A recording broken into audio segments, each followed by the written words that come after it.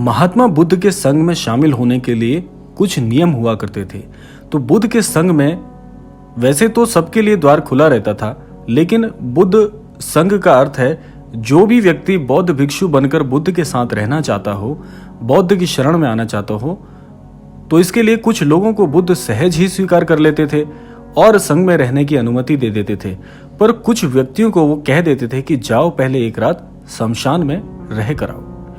इसी तरह एक दिन एक व्यक्ति बुद्ध के पास आया और उसने बुद्ध के संग में शामिल होने की इच्छा जताते हुए कहा, गुरुजी, मैं आपका शिष्य बनना चाहता हूं। बुद्ध ने कहा, तुम्हें मेरा शिष्य बनने के लिए एक दिन पूरा शमशान में बिताना होगा और वहां तुम जो भी देखोगे, जो भी अनुभव करोगे, मुझे आकर आपको अवश्य ये बात बतानी होगी। वो व्यक्ति ये सुन घबरा गया। उसने बुद्ध से कांपती आवाज में कहा, गुरुजी, दिन में तो ठीक है, लेकिन रात में शमशान में रहना खतरनाक तो नहीं है? बुद्ध ने कहा, कैसा खतरा, कैसा खतरनाक? व्यक्ति ने कहा, वहां भूत प्रेत होंगे, वो मुझे पकड़ लेंगे और जान से मार देंगे या जीवन को नर्क बना देंगे। भूत प्रेतों का खौफ उस व्यक्ति के चेहरे पर साफ दिखाई दे रहा था। पर बुद्ध ने कहा, क्या तुमने भूत प्रेत देखे हैं कभी? व्यक्ति ने कहा, नहीं, पर मैंने बहुत सुना है और कुछ ऐसे लोगों को जरूर देखा है जिनमें कि भूत आ जाते हैं, भूत प्रवेश कर जाते हैं और उन्हें परेशान करते हैं, अजीबोगरीब वे हरकतें करते हैं। इस पर बुद्ध ने कहा, फिर तो अब तुम्हारे पास ये सुनहरा अवसर है ये जानने के लिए कि क्या वाकई में भूत प्रेत होते हैं या नहीं। तुम एक रात शमशान में व्यतीत करो। वहां अगर तुम्हें कुछ ऐसा लगे कि वो भूत है तो देखना कि वो कैसा दिखाई देता है, और यदि ऐसा कुछ ना हुआ तो तुम यह जान पाओगे कि भूत प्रेत जैसी कोई चीज नहीं होती है। इस प्रकार पूरी रात तुम जो भी अनुभव करोगे वो सुबह मुझे आकर अवश्य बताना। बुद्ध की बातों से वे व्यक्ति जिज्ञासु हो जाता है। व्यक्ति बोला, ठीक है गुरुजी, मैं एक दिन और एक रात पूरा शमशान में गुजारूंगा। बुद्ध ने कहा, ठीक है, अभी तुम स्नान कर लो और आश्रम में जाकर भोजन करके आराम करो। कल सूर्य की पहली किरण के साथ ही शमशान पहुंच जाना। व्यक्ति के जाने के बाद बुद्ध ने अपने 4 शिष्यों से कहा कि वे व्यक्ति कल शमशान जाएगा, तुम उसके पीछे जाना और उस पर नजर रखना, पर ध्यान रहे उसे भनक ना लगे कि कोई उस पर नजर रखे हुए है। अगले दिन सुबह होते ही वो व्यक्ति शमशान पहुंच गया। बौद्ध भिक्षु भी उस व्यक्ति का पीछा करते हुए एक जगह छुपकर उस व्यक्ति पर नजर रखने लगे। जब तक दिन था तब तक वो व्यक्ति शमशान में इधर उधर घूमता रहा।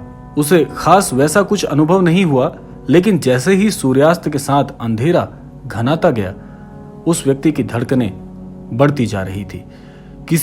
किसी तरह उस व्यक्ति ने पूरी रात शमशान में गुजार ली और सुबह होते ही वो बुद्ध के पास पहुंच गया। बुद्ध ने व्यक्ति से पूछा, बताओ शमशान में कैसा अनुभव हुआ? कैसा तुमने वहां का अनुभव किया? क्या क्या देखा? व्यक्ति बोला, गुरुजी, जैसे ही मैं सुबह शमशान पहुंचा तो वहां कुछ घंटे बाद मुझे कुछ लोगों की भीड़ शमशान की ओर आती दिखाई पड़ी, जो कि एक अर्थी लिए आ रहे थे।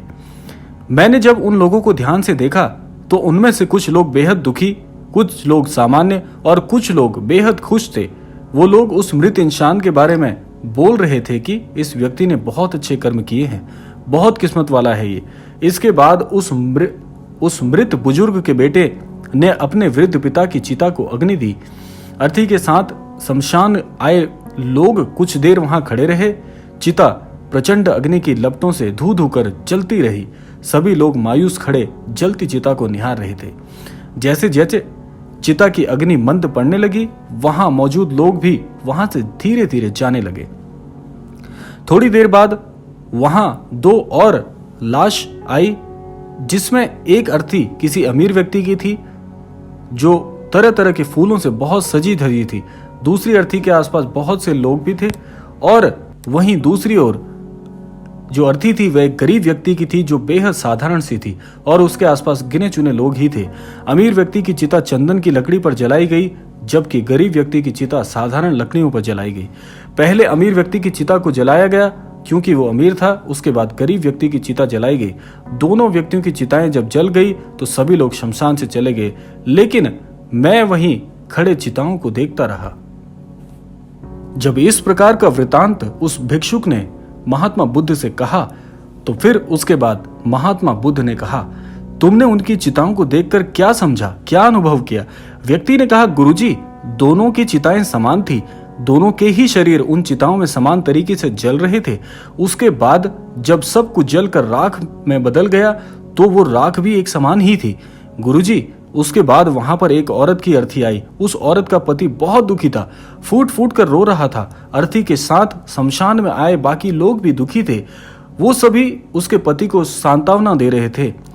हे बुद्ध, हे गुरुजी, मैंने उसमें देखा कि बहुत से लोग काफी ज्ञानी थे, वो ज्ञान की बातें कर रहे थे। मैंने ध्यान से उनकी बातों को सुना तो वो बोल रहे थे कि अर्थी की सवारी करते हुए मृत होकर एक दिन तो सबको यहाँ आना ही है। जीवन में हमें इंसानियत और परोपकार का परिचय देना चाहिए। अधर्म कर्म से सदैव स्वयं को दूर रखना चाहिए।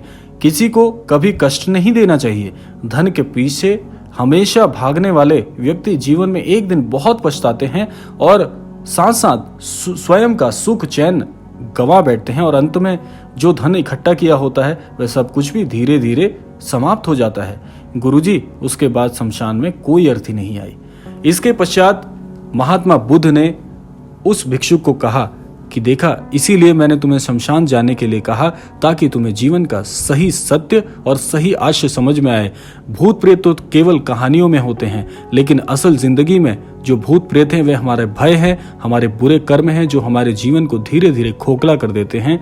इसके अलावा इसके अन्यत्र और कोई ऐसी शक्ति नहीं सत्य के सिवा जो हमारे जीवन पर प्रभाव डाल सके।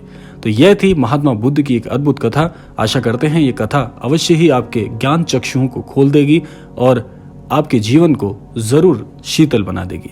तो कैसी लगी ये कथा हमें कमेंट बॉक्स में अवश्य बताइएगा। मिलते हैं अगली कहानी के साथ, अगले उपदेश के साथ। तब तक के लिए बहुत बहुत धन्यवाद। आप सभी अपना ख्याल रखिएगा।